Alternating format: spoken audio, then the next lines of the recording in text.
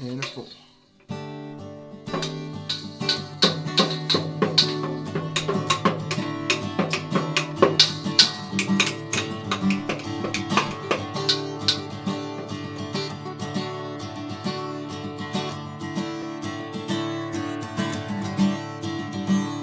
I was buried beneath my shame.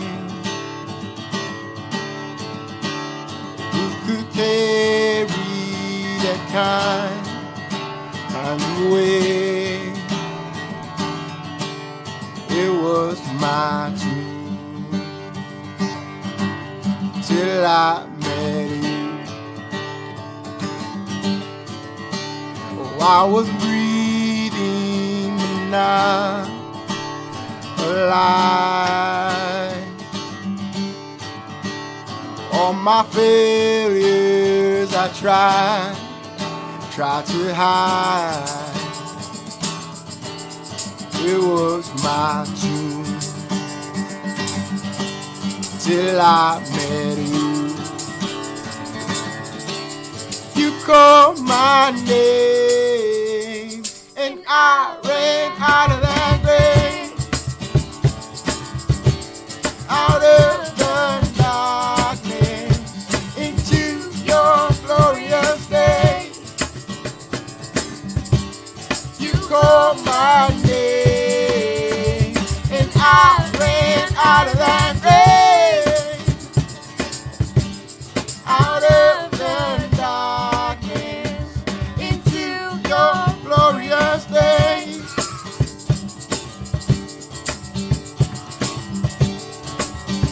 Now your mercy has saved my soul. Now your freedom is all that I know. The old made new. Jesus, when I met you, when you called my name, and I ran out of that grave, out of the darkness into your glorious day. You called my name and I ran out of that grave, out of the darkness into your glorious day.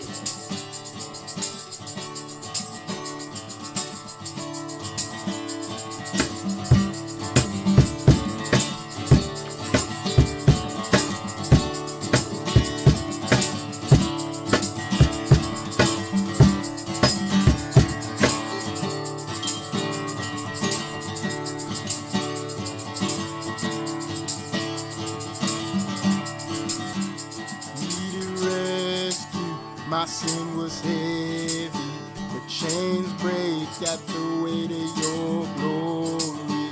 I needed shelter, I was an orphan. Now you call me a citizen of heaven. When I was broken, you were my healing. Now your love is the air that I'm breathing. I have a future, my eyes are open, and when you call my name, I ran out of that grave, out of the darkness into your glorious day. You call my name and I ran out of that grave, out of the darkness into your glorious day.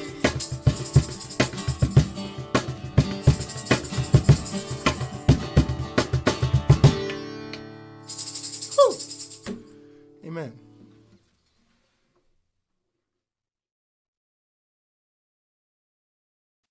Firmly Rooted family, good morning and happy Wednesday morning. Pastor Tom, Firmly Rooted Ministries. And Wednesday, the first Wednesday of 2023, and as I told the men, I successfully got the recycling and trash out.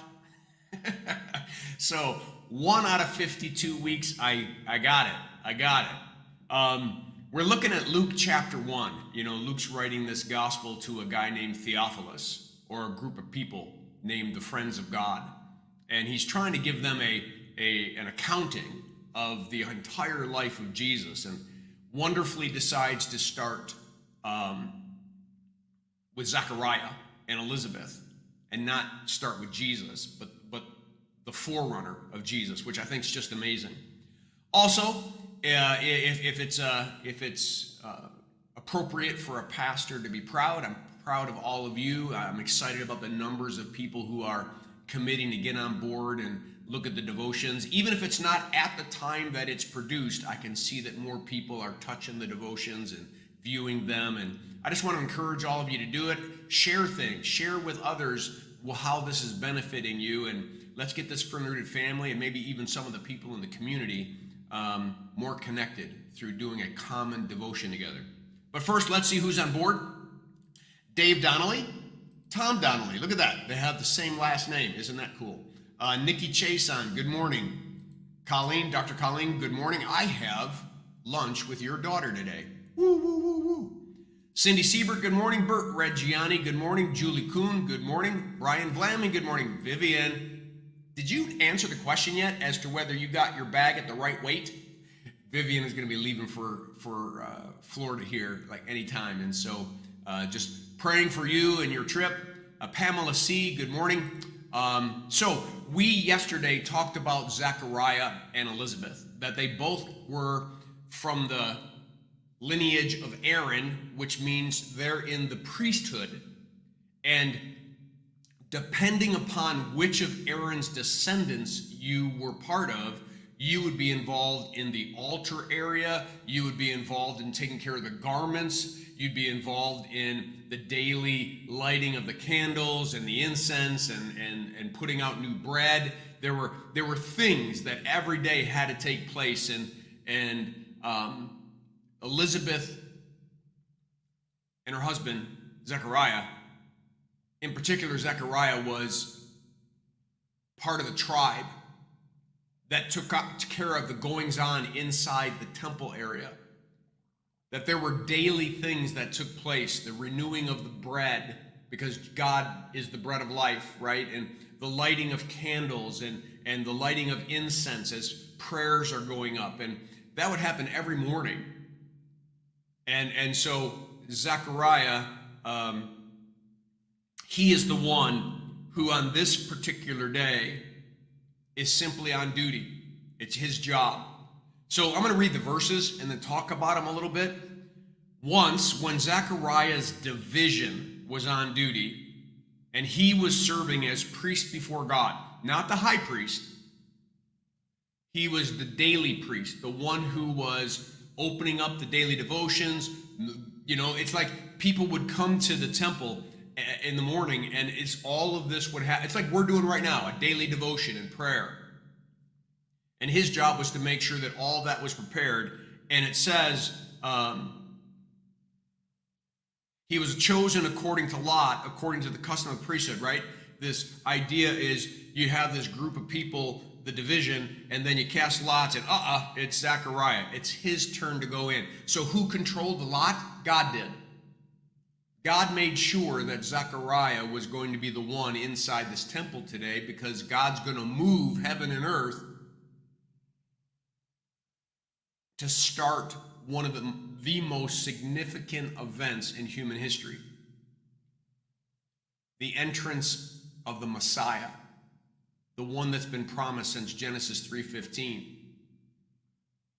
He was chosen by lot according to the custom of the priesthood to go into the temple of the Lord and burn incense. And when the time for burning of incense came, all the assembled worshipers were praying outside. I'm glad that Pastor Grigsby has me stopping here, because what I want you to realize is that Zechariah didn't wake up that day even thinking that the lot would fall on him. And if it did, it's what he's called to do. It's simply what he has been designed to do. I guess what I'm trying to say, it was an ordinary day. Maybe like your day today and my day today. Ordinary. He didn't go in saying, man, something magical, something powerful, something crazy is going to happen today. He respectfully, obediently, wonderfully, faithfully fulfilled his duty in going to the temple, preparing it for worship so God's people could come. And the aroma of the incense and all of that rising up to God and falling upon the people is a way of them remembering, listen, that God comes to us in the ordinary. He believed it.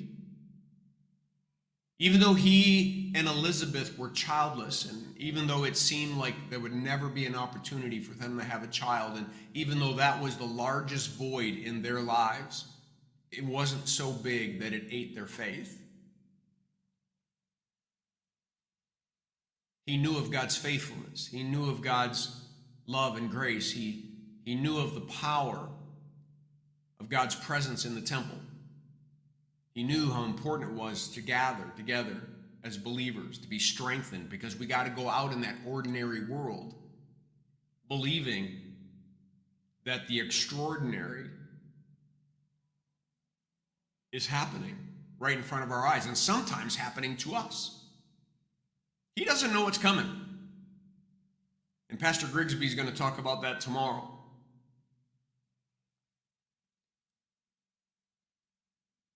As you are going to live out your ordinary day today, do you have a spiritual eye that's looking up in a certain direction, just wondering if God's going to move, God's going to do something, God's going to do something here or there or at work, or right? What if there was always just this little bit of anticipation inside of our being that says, just maybe today, God is going to, whatever that might be. If you look at the Bible, he does it all the time. Why wouldn't he do it today? He's the same yesterday, today, and tomorrow. You see what I'm saying? He certainly didn't expect to hear that he's going to have a baby. But he certainly expected God was going to show up. And in the prayers of his people be heard. God was going to hear their prayers. And it was going to be the beginning of a good day, because God's presence was with his people, and he was attentive to their needs and their prayers. 2023. What if we fight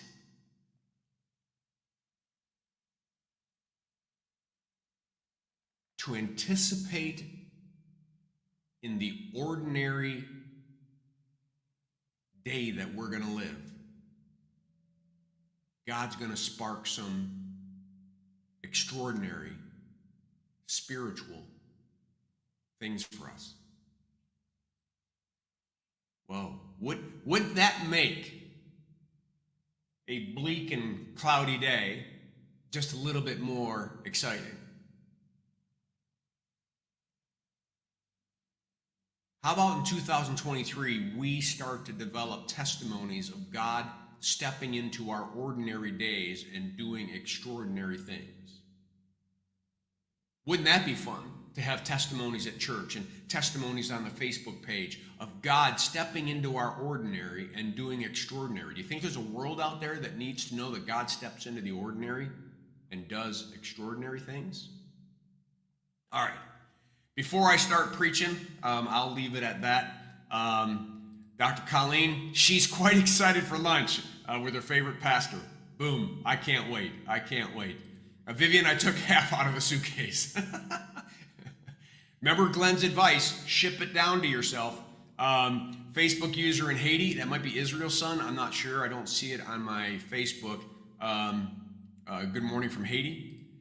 Emily, good morning. All right, everybody. I hope that this devotion was a blessing to you. Have a great day. Make it a firmly rooted day, and may someone see Jesus in us today. Peace.